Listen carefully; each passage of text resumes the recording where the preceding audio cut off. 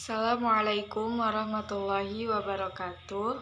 Perkenalkan, nama saya Shalwa dengan NIM 30320230046 dari Prodi Ilmu Al-Quran dan Tafsir semester 3 unit 2. Di sini saya akan memaparkan sedikit terkait judul makalah kami kelompok 4 yang berjudul Integrasi Ilmu Asbabun Nuzul dengan Ilmu Usul Fikih. A. Pengertian ilmu asbabun nuzul dengan ilmu usul fikih. Ilmu asbabun nuzul secara harfiah adalah sebab turunnya ayat Al-Quran, yang dimana hal ini mengacu pada peristiwa, kondisi, atau pernyataan yang melatar belakangi turunnya ayat tersebut. Sedangkan ilmu usul fikih adalah ilmu yang mempelajari kaidah-kaidah dan metode untuk menggali hukum Islam dari sumber-sumber utamanya, yaitu Al-Quran dan Sunnah.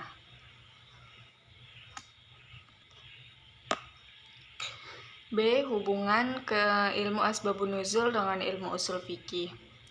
Hubungan antara asbabun nuzul dan usul fikih sangatlah erat.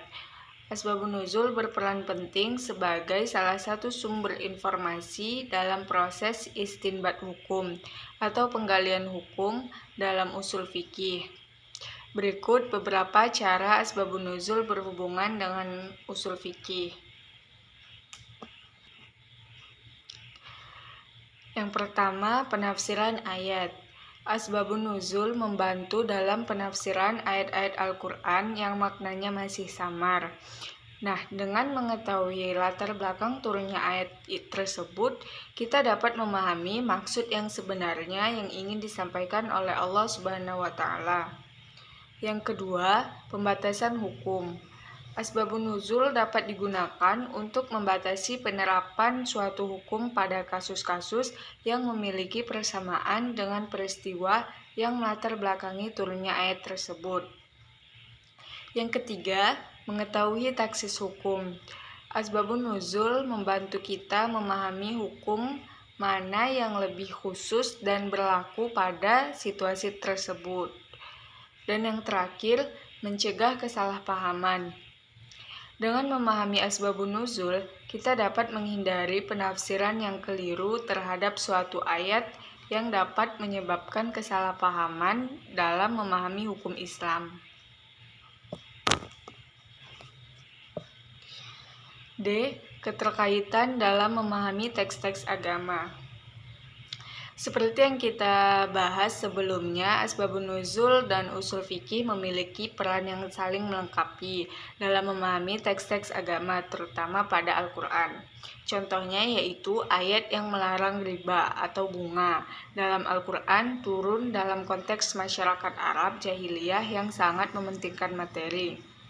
Dengan memahami asbabun nuzul ayat ini, kita dapat memahami bahwa larangan riba tidak hanya terkait dengan aspek ekonomi, tetapi juga dengan aspek sosial dan moral. A. Penafsiran yang lebih akurat. Terbagi menjadi dua. Yang pertama, konteks historis dan tujuan ayat.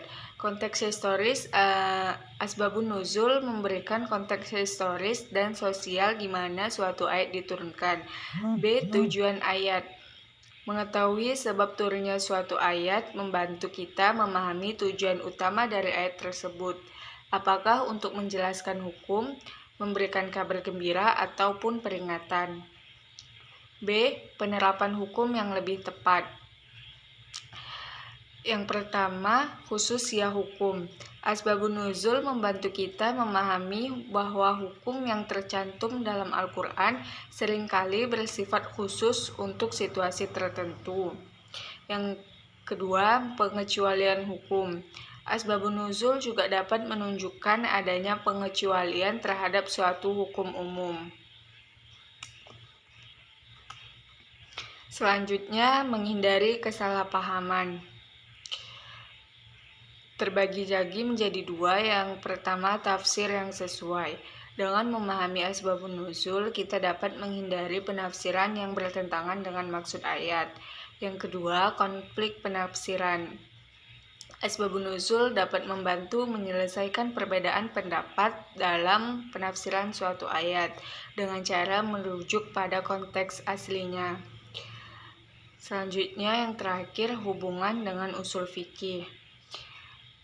Sumber informasi asbabun nuzul merupakan salah satu sumber informasi yang digunakan dalam usul fikih untuk menggali hukum Islam.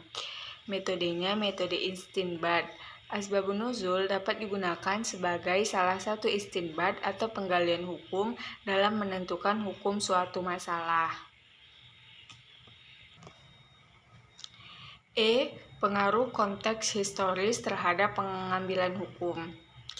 Konteks historis memiliki peran yang sangat signifikan dalam pembentukan dan penerapan hukum.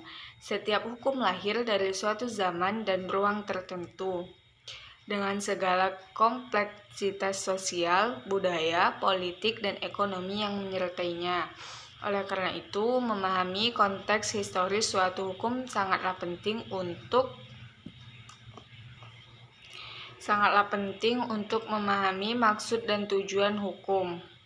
Hukum tidak lahir begitu saja, melainkan sebagai respon terhadap permasalahan atau kebutuhan masyarakat pada waktu itu. Dengan memahami konteks historisnya, kita dapat lebih memahami mengapa hukum tersebut dibuat dan apa yang ingin dicapainya. Terus yang kedua ada menerapkan hukum secara tepat. Hukum yang dibuat pada masa lalu mungkin tidak selalu relevan dengan kondisi saat itu. Dengan memahami konteks historisnya, kita dapat menyesuaikan penerapan tersebut. Contoh pengaruh konteks historis. Yang pertama, hukum perkawinan. Hukum perkawinan di berbagai negara sangatlah beragam dan dipengaruhi oleh faktor sejarah, budaya, dan agama. Misalnya, hukum perkawinan di negara-negara barat modern cenderung lebih liberal dibandingkan dengan hukum perkawinan di negara-negara dengan mayoritas penduduk muslim. Yang kedua, hukum pidana. Hukum pidana juga dipengaruhi oleh konteks historis. Misalnya, hukum pidana pada masa lalu seringkali lebih menekankan pada pembelaan, sedangkan hukum pidana modern lebih menekankan pada rehabilitasi dan perlindungan masyarakat. Terus yang terakhir, hukum agraria. Hukum agraria di Indonesia misalnya sangat dipengaruhi oleh sejarah kolonisme. Banyak peraturan perundang-undangan agraria yang masih mengandung unsur-unsur kolonialisme. Faktor-faktor historis yang mempengaruhi hukum. Yang pertama, perubahan sosial. Perubahan dalam struktur sosial seperti urbanisasi, industrialisasi, dan globalisasi dapat mempengaruhi hukum.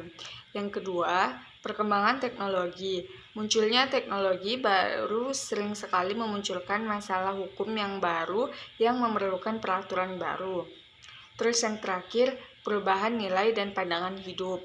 Perubahan nilai dan pandangan hidup masyarakat dapat mempengaruhi pembentukan dan penetapan hukum. Dan yang terakhir, manfaat integrasi dalam pendidikan Islam. Adapun manfaat integrasi dalam pendidikan Islam, yang pertama, membentuk karakter yang holistik, yang kedua, meningkatkan kualitas pendidikan, yang ketiga, mencegah ekstremisme, yang keempat, menyiapkan sumber daya manusia yang berkualitas, dan yang terakhir, memperkuat identitas Islam. Nah, kesimpulannya, hubungan antara asbabun nuzul dan usul fikih sangatlah erat, yang dimana asbabun nuzul berperan penting sebagai salah satu sumber informasi dalam proses istinbat hukum atau penggalian hukum dalam usul fikih.